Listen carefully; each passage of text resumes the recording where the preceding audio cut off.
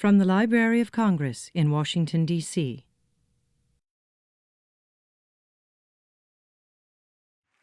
Good morning again. You just brought the sun out, so, okay, welcome to the 11th Annual Library of Congress National Book Festival. We want to open this celebration of books and reading, the second decade of this great festival, with a greeting from a very special couple who are the honorary chairs of the National Book Festival, President Obama and the First Lady, and they have sent a greeting to you all.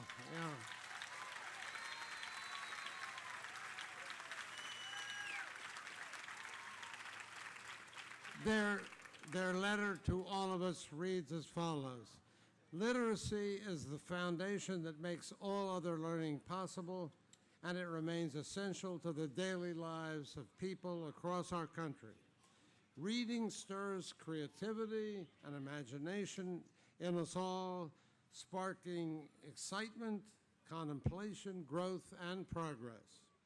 Events like this National Book Festival inspire men, women, and children of every age to pick up a book, and they help foster as well a love of literature and learning that can last a lifetime. We thank all those involved for your dedication to promoting literacy and celebrating the extraordinary work of authors, poets, and illustrators. Signed, Barack Obama and Michelle Obama, our honorary chair.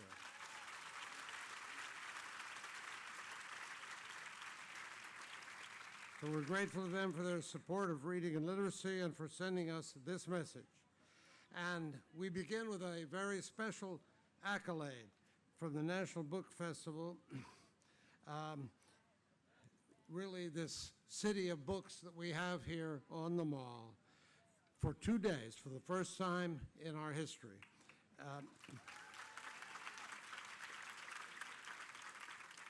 And the accolade is from one of the world's most outstanding writers, the pride of America, Miss Toni Morrison.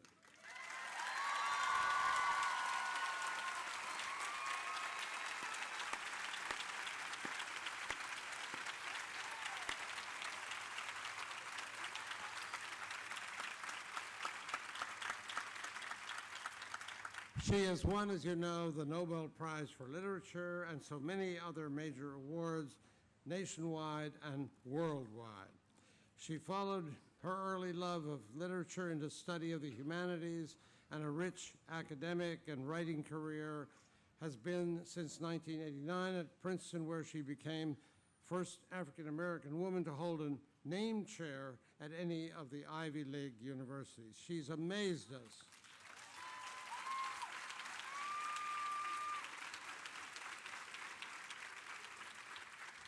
With one of the most unique and original voices in all literature anywhere.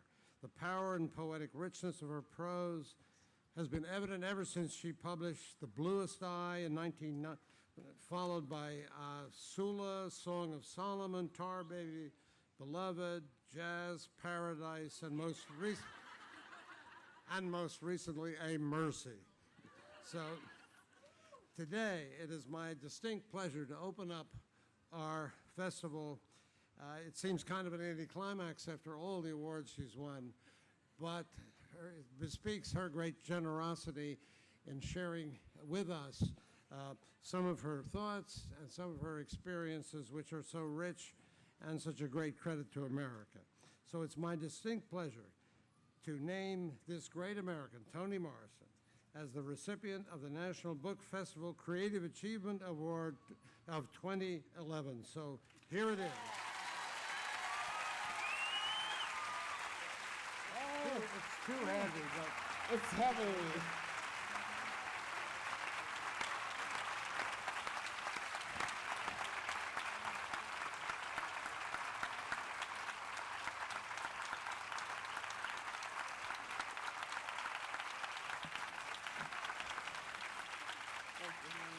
You can say a few words. I won't know.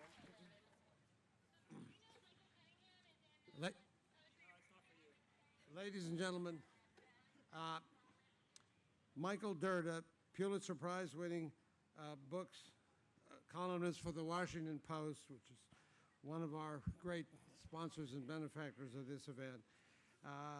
He is an author, Pulitzer Prize in his own right, joins Toni Morrison in that honor. He will interview her as today's presentation. So, ladies and gentlemen, Michael Durda and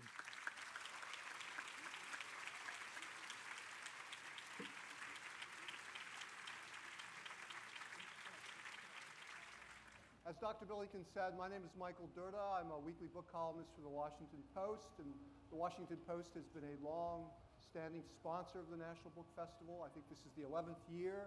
The Post is very much committed to literature, literacy, reading, and my colleagues there, we're all very proud to be introducing writers today and to be part of the festival again this year.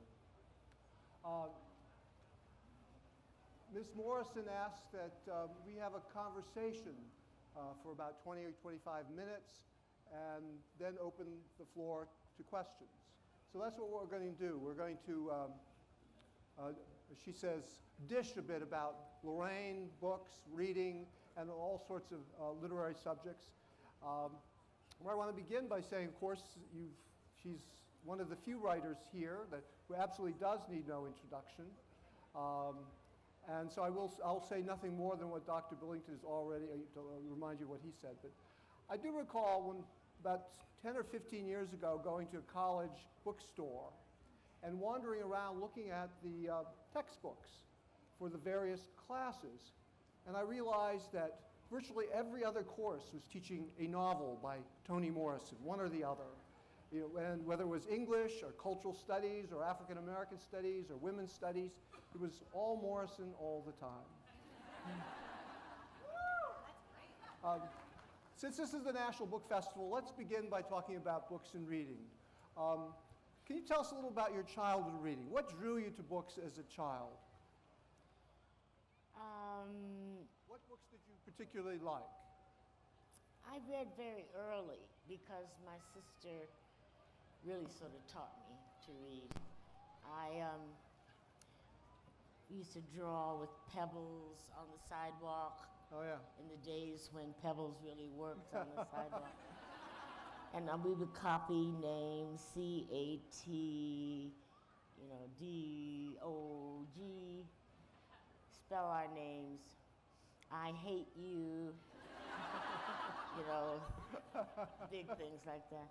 And then I do remember, this is tangential to reading, but I do remember seeing a word painted on the fence, like a quarter of a way down the block, huge word.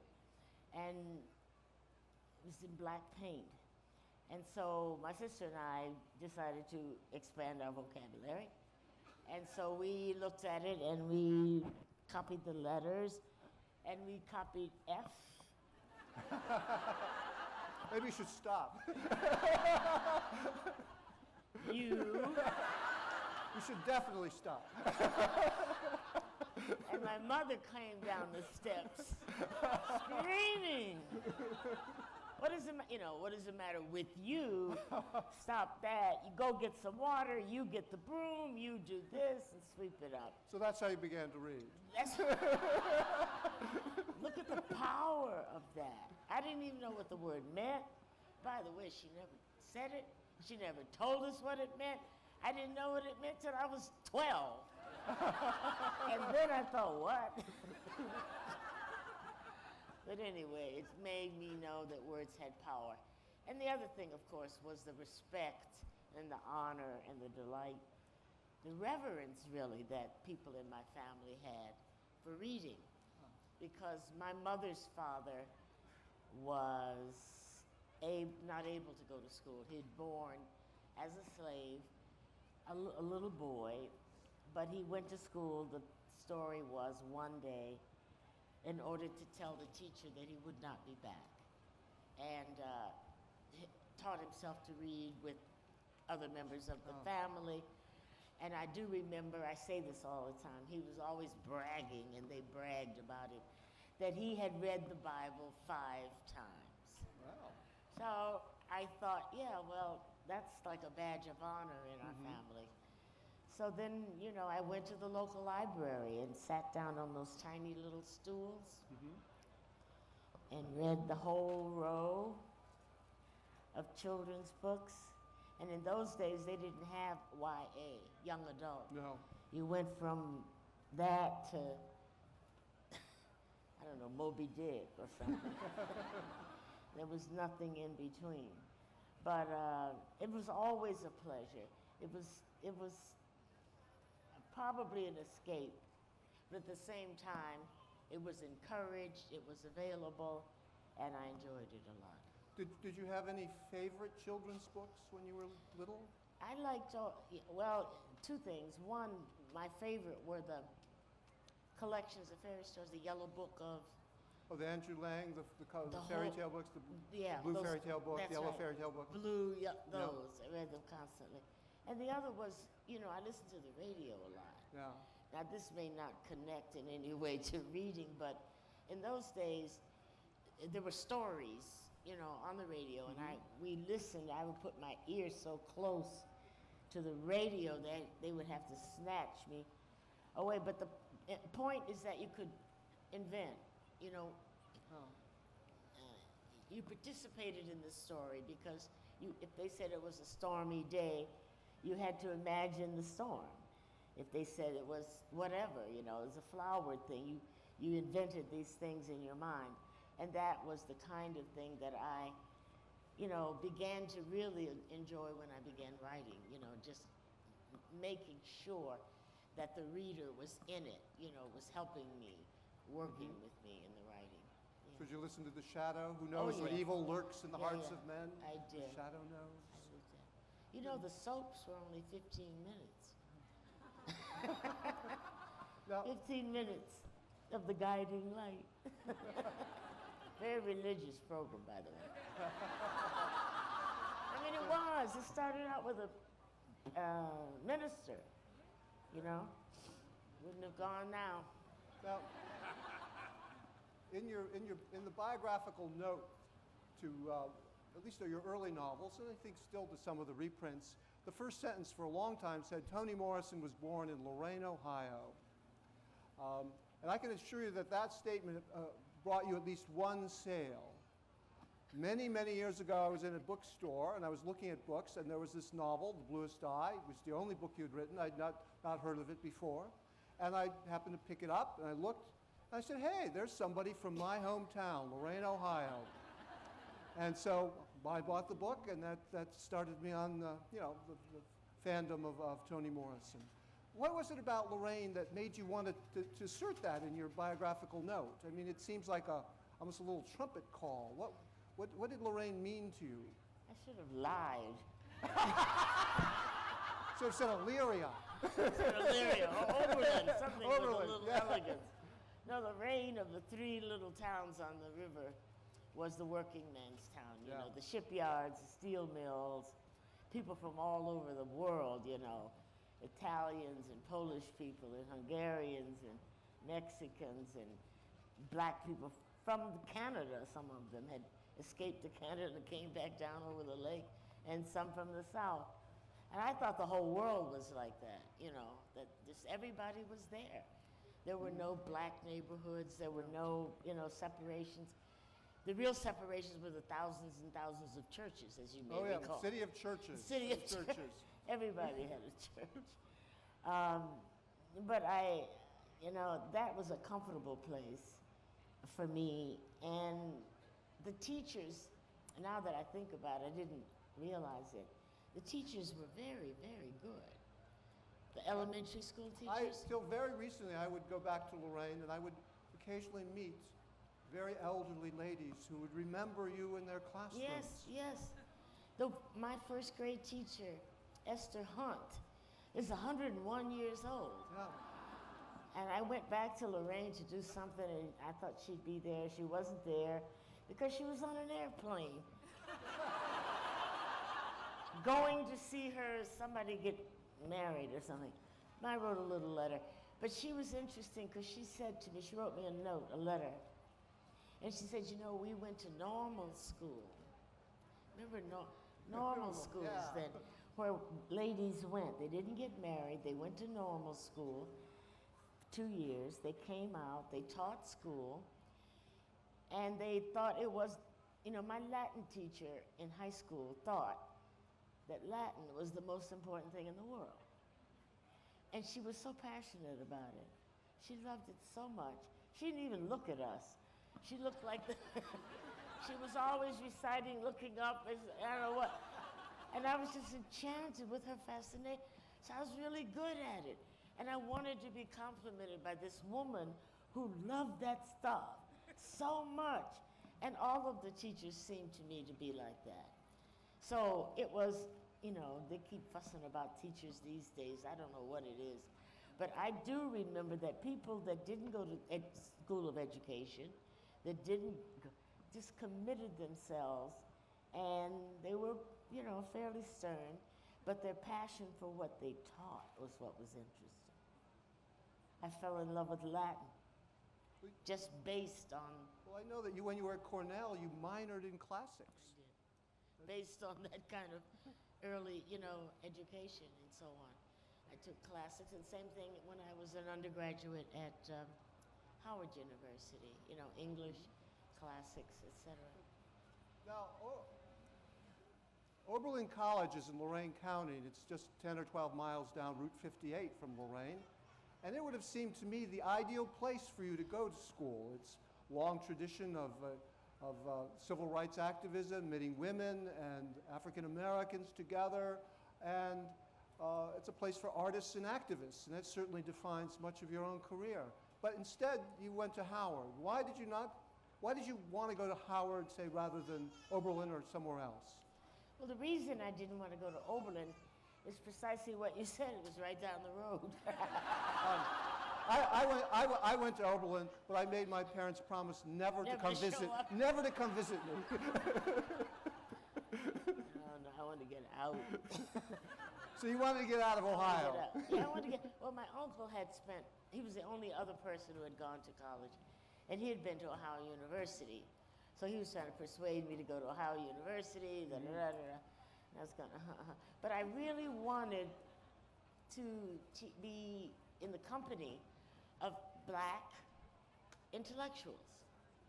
And that was not available to me in Ohio. I just wanted to know, as great as those teachers were, by the time I, was 16 or 17, I just wanted to be in that company, and Howard was the so-called Harvard of the, land-grant colleges. And it was true, because when I graduated in 49, and in 49, 50, 53, we graduated in 53, that's precisely what it was. All these really powerful and brilliant faculty there. And then after I went to graduate school and did some other stuff and came back, it had changed a lot. I mean, it was the beginning of the 60s or 70s or what have you. It was a lot of unrest. What did you think of Washington, since we're here in Washington? You're coming from a small steel town in Ohio and suddenly you're in the nation's capital. What was your reaction? A lot of culture shock? Yeah, a lot, actually. I had never been in a legally segregated town where the law was A, B, and C, where they had those little things on the buses, colored. You moved them back as the white people got on the bus. You moved the signs back and back till you got out the door, I guess. But it said colored only or something. And I stole one from my mother. Brought it home. But the other thing was, I had not been accustomed to that. There had been other kinds of restrictions, racial restrictions in Lorain, but they were sort of mild, and we had the means to make sure it wasn't effective. Every time a theater opened up in Lorain, Dreamland Theater. Sure, I'm not dreaming. The first day, my mother goes and sits at the opposite end of wherever the usher's taking her. Yeah. She didn't want to go there. She would sit over there just to make sure that they're not corralling all the Black kids in one section. When Isley's opened up, my uncle would go in there the first day and sit down. and order something as a kind of inquiry. So, and nobody bothered them. I mean, there was not a fact. But the point was, here was different. This was not, you know, that sort of cultural thing. This was serious business. But I didn't feel its sting. I mean, I was 17. I thought it was all very funny that there was one department store where I could use the ladies' room, and we all knew what it was, you know, and on campus. But I didn't feel its sting because the university, the campus, the neighborhood, it was so, invigorating, comfortable. And it was a very bourgeois city at that time, you know, unlike perhaps now, where everybody was either working for the government or they're working in domestic, but they all made money. And it was not a factory town. You know, they all felt as though they had some social space. Right. And they were very proud of that. And that changed over time.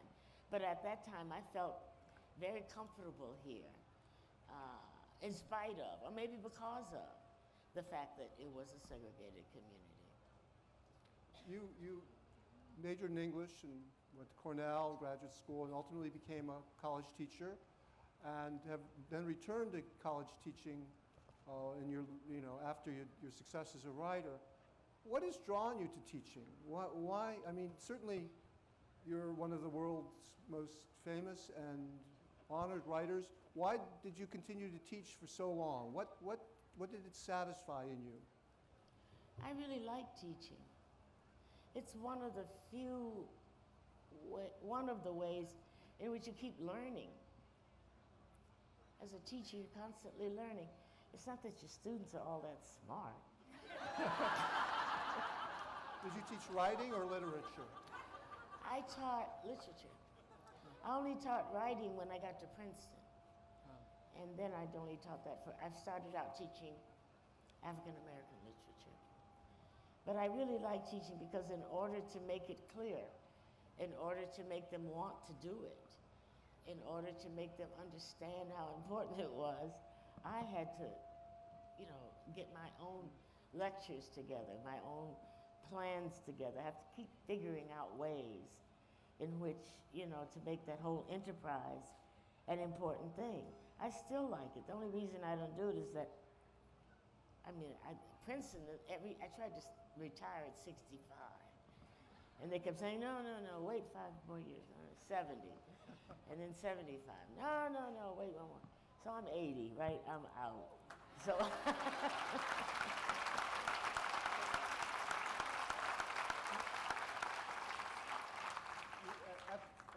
At Princeton, you said that you taught mostly writing.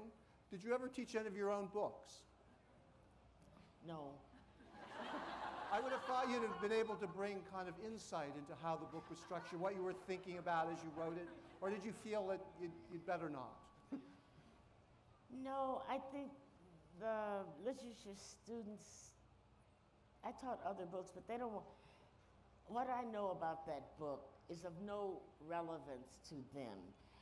For example, I know that this exists in this form because I was very busy constructing a palette. And that Song of Solomon opens with red roses, white, and blue. And that's important to me as a writer. The reader could care less and should care less. But those are the ways in which I am trying to, you know, go underground. I think I called it something I thought was original with me, but wasn't. Invisible ink, you know, where you begin to write in fiction. And poetry does this as well, where you go underneath the language and underneath even the feelings to some other place that a sensitive reader can get. Doesn't have to articulate it, doesn't even have to know it, but it's a kind of a connection there. So those are the things that interest me about my own books, in addition to the obvious. And, but it's not investigative. When I teach a text, I want the students to quarrel with it and to interrogate it and to say this is wrong or they missed this. I can't do that with my own books. I mean, I guess I could. But, you know, they should say, no, you kind of went off a little bit here, you know. And this doesn't ring true, and the reason is this. So it defeats the whole purpose of being a critical reader if I'm teaching my own books, because I will say, no, that's not. I'm right, you're wrong. Have you never thought of making any changes in your books? Henry All the James, time. for example, you know, revised his Yes. books. You say, oh, I could have done this a little bit better. Oh yeah, every time I read them aloud to audiences, I go, ooh. Or finally, after 4 years, I got the right word. And I didn't have it for a long time. Well, you left teaching to go into editing. What drew you to editing or publishing? Well, I didn't have a job, and so somebody advertised. You saw a classified in the paper, you know, You New know York what? Review of Books, needed editor, Random House. Almost. I left Howard University. I had 2 children, little baby type children. Came home, lived with my mother. There was a kind of a job open in Oberlin, you know, sort of-ish. But I think they sort of had somebody in mind. Anyway, in the mail came something I had subscribed to when I was in Washington. It was called the New York Review of Books. Really? It had just come out, and I got one of the first Wow. issues during that strike, right? Yeah, that- right. So I go back to Lorain, Ohio, and all of a sudden, 2 copies of that same issue find me in Lorain, Ohio. You must have been the only person I in was Lorain, Ohio with a subscription to That's the true. New York Review of I'm Books. sure I was. And they tracked me, so I said, what is this? I got another copy of the same, and in it was an advertisement for somebody who had a graduate degree, and they wanted an editor at a textbook publishing house. And I said, oh, gee, this sounds like me. And then I put it aside. And then when 2 more copies came, I don't need too much. Fake. Okay, I got it. So I answered the ad. They called me up, they came, and it was a textbook job in Syracuse, L.W. Singer. And they were doing high school literature anthologies. And they were moving to New York immediately. So if I was not prepared to live in New York, their suggestion was that I not take the job. So I was prepared. So I lived there for about a year, and then we all went to New York, and then stuff. That's how I got started in editing. And to edit, for me, is almost like, well, no, it is like, you know, term papers? Big fat ones that are maybe 500 pages long.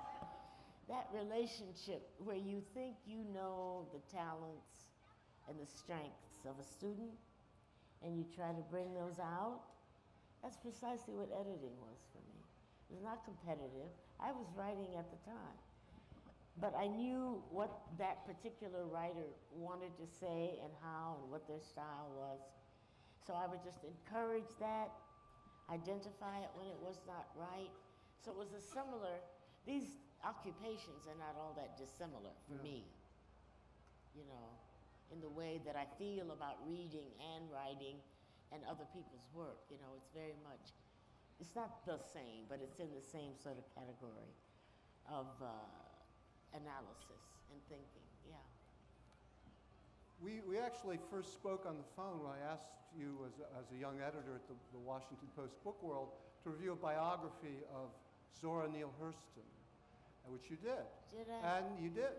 And we ran it on the front page. And I know that Hurston is one of your literary... Who wrote that book? You remember? I don't. It's been, you know, it's 30 years ago now. You were still an editor at Random House. Yeah. No, it wasn't Robin Hemingway. I don't think so. It was a woman. Yeah, it was a woman. But what I was going to ask is, you've pointed to Hurston as one of your models, inspiration, and I know that while you were at Cornell, you wrote a thesis on Virginia Woolf and William Faulkner. And so I presume all of these people are meaningful, important writers to you. In what way? What did they mean to you as a young writer? Or even as an older writer? They were very different writers, writer types. But you know, I had to wander around, you know, new criticism, you know, you have to figure out something to make your thesis with. But they had both had an attitude, very powerful attitude about suicide. And she thought it was a form of liberation, and This is Wolf. Woolf, Yeah. Virginia Woolf, you know, for her it was grabbing hold of one's own life and throwing it away if you felt like it. For Faulkner with Clinton, it was like, oh my God, you know, he failed, life is awful, he's guilty, he's carrying this. Therefore, suicide was unmasculine, unintelligent, and weak. Not a strength, it was a weakness. So I was interested in the theme more than, you know, from the British point of view of this single, solitary, elitist, educated woman to this guy in Mississippi who was extremely prolific and had a kind of, I don't know, natural understanding that I had never seen before in literature. I don't mean he was, you know, the father of it, but he had an intense, intuitive, unconflicted attitude about non-white people.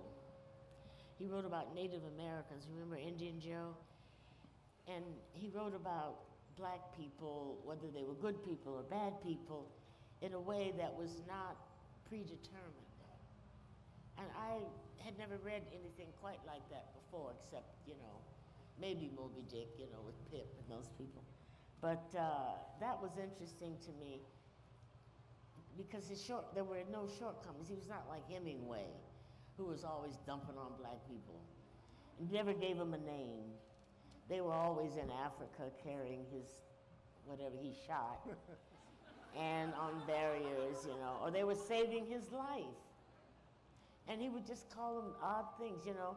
My famous sentence from Hemingway is, two men came toward me. One was a Cuban, the other was a black. Now suppose the black was a Cuban. Why didn't you just say two Cubans came down the road? He was always making these. Yeah. So Faulkner made distinctions, but it was just different. And the last time I saw anything like that was like Carson McCullers. People who could write out of their own. Were you interested in Southern literature? Was it important? I mean, Yeah, a lot. Faulkner, Welty, Yeah, McCullers, yeah. you I just read mentioned. all that. I did. I read a lot of it. Do you think Faulkner is the great American novelist of at least the first half of the 20th century? Yeah, it's the best and better than everyone. And I met him. He was terrible. You met Faulkner? What a horror.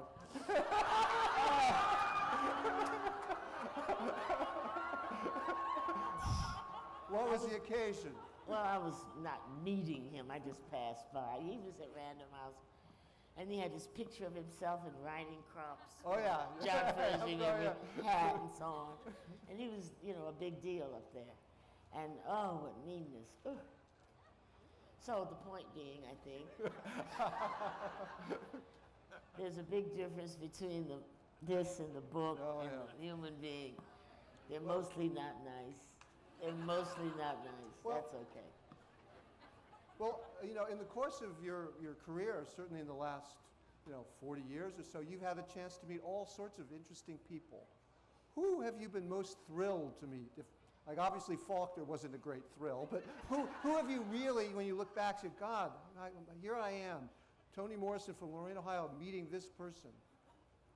The two people who were most interesting to me, one because she was just interesting and smart and brave, was Angela Davis. Oh.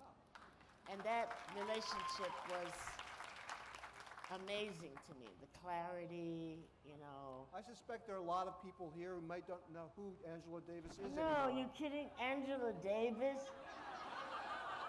Well, we know, but I know the younger people may not. Angela Davis, oh God. Well, we probably shouldn't even start. A She was great figure of the arrested, put in 1960s. jail for some horrible thing. Who is Anyway, the other? Muhammad Ali.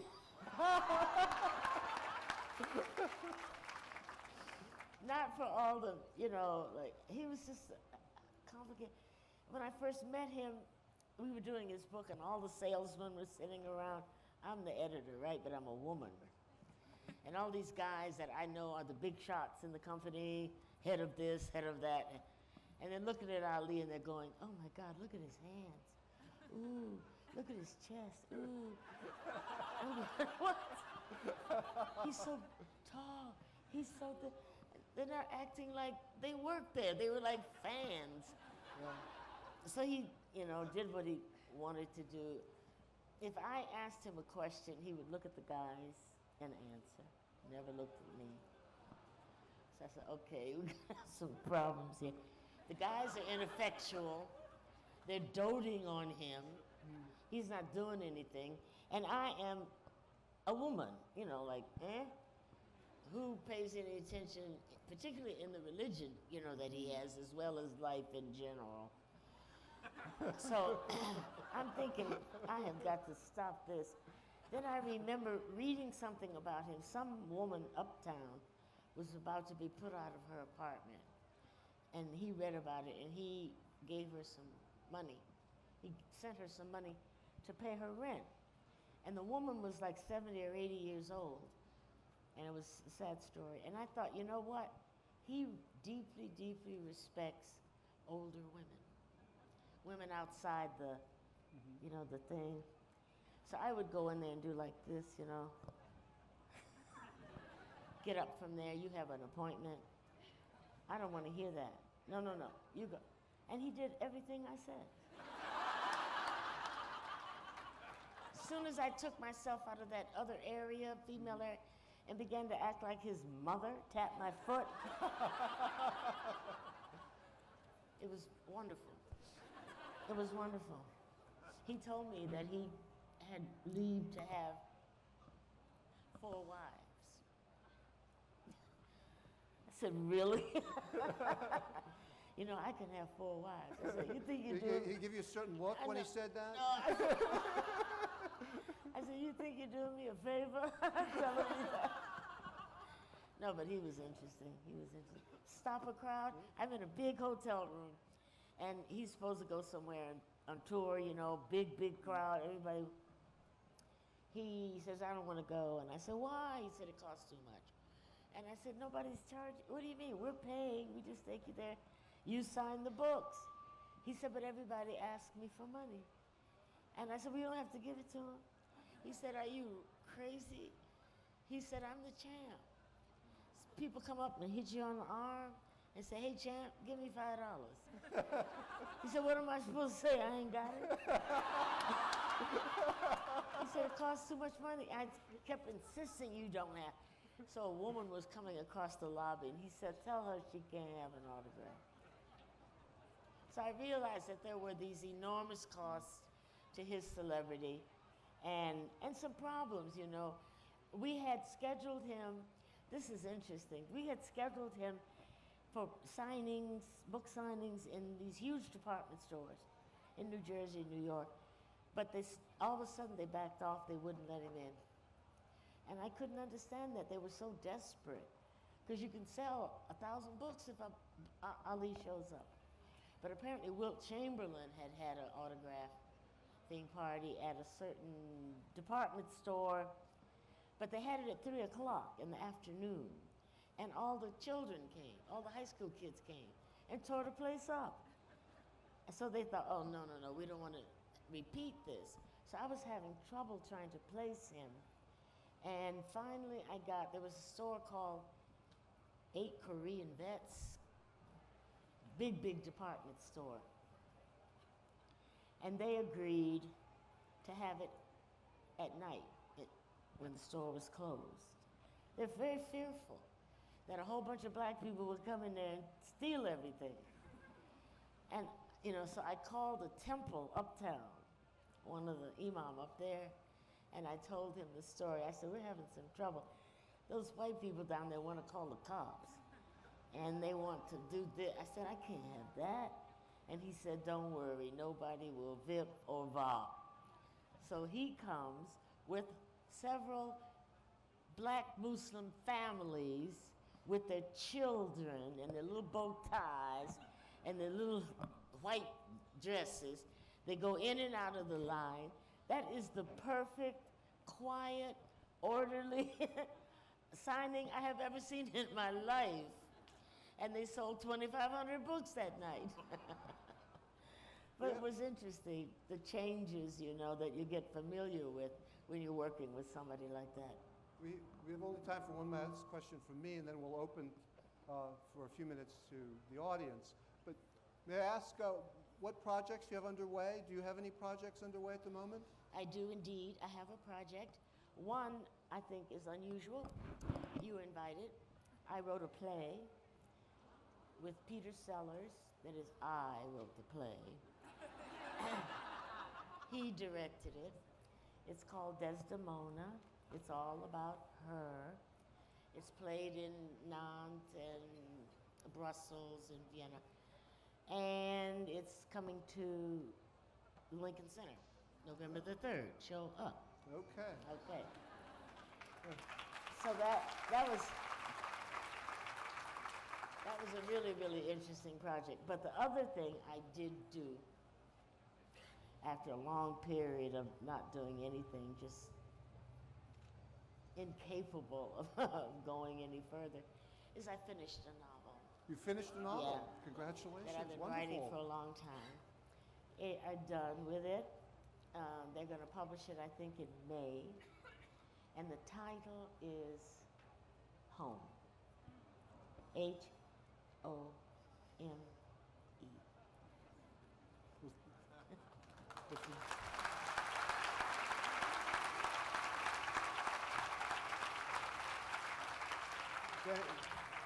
Thank you, Ms. Morrison. Now we're going to open for a few minutes of questions, and I gather there are microphones where people can ask the questions. Is that correct? Here on the side. Let me also say that Ms. Morrison will be signing books at, I think, 11:30 at one of the other pavilions later today. Ma'am, Ms. Morrison, come closer, please. We can't hear you. my name is Lucia Edmonds, and I've been a fan of yours for a long time, and I've seen you many times. And there was a time that I saw you when your home had just burned down. And you were really feeling very out about that. And you had a statement that you made, and I can't remember exactly how it was phrased, but it was something like knowing what it felt to be homeless. I am wondering if the book that you wrote, Home, has anything to do with that experience and that feeling. Maybe. I don't recognize it as connected. I was so angry at my house. How could you? And I thought, well, if that's the way you're going to behave, I'll just move someplace else. But indeed, I changed my mind over time. But it was absolutely, I couldn't talk to anyone who had not had their home burned down for a long time. I only talked to Maxine Hong Kingston and people I knew, and I had students whose houses had burned down. So we were a little club of angry people.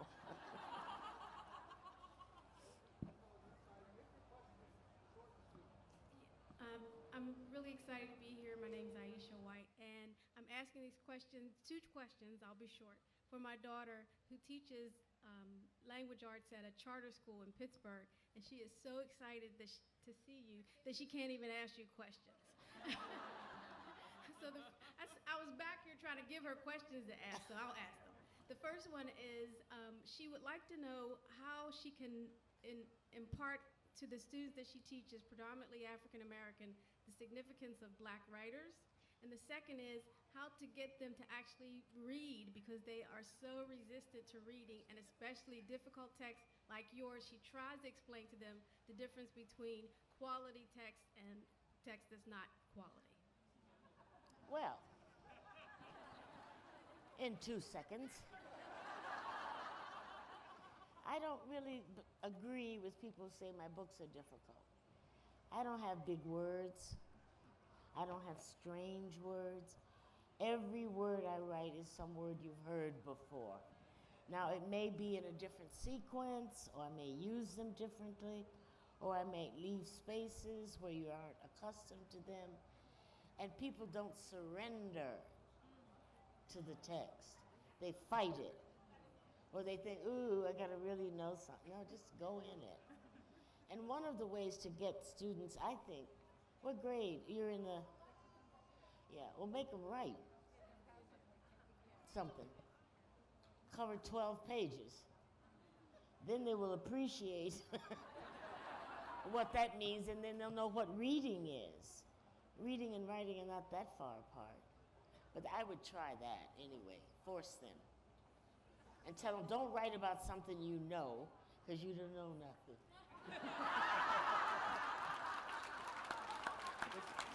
Go to this side again. Hi. I wanted to ask you a question. You had talked about suicide with Virginia Woolf and Faulkner, and I think the thing that's always so surprising and moving about Beloved for a lot of people is that she kills her, I'm sorry to ruin the plot for people, is that she kills her own daughter at the end. And I wondered, did you see those as connected in terms of suicide, or just how did you get to the stage?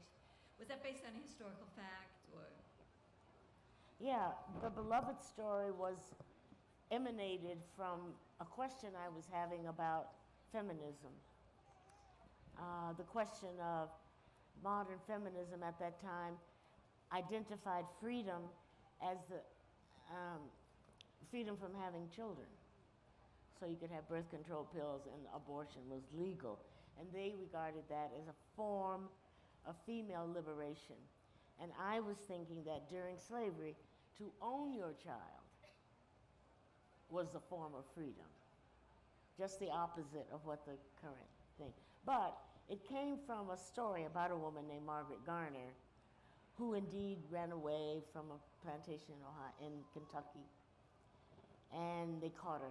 And she had 3 children, and she cut the throat of one and had a shovel, and she was going to kill the rest, and then herself, because she thought it was awful.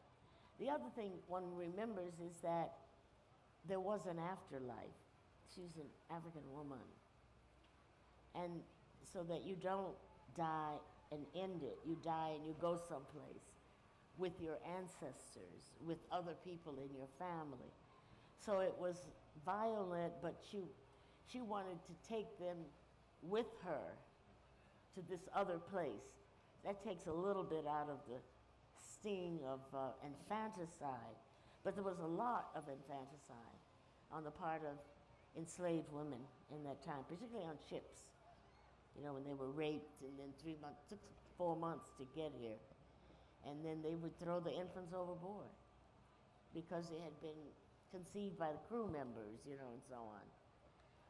And there was a lot of that. But I thought it was the perfect dilemma because the mother-in-law actually said in the newspaper article, I don't know whether to praise her or condemn her.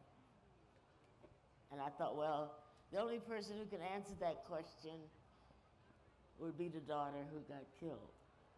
So I'll let her tell her mama what she thought about that. And I called her Beloved. I'm sorry we have to, we're over time as it is. I want to thank Toni Morrison for coming to Washington and sharing some time with us.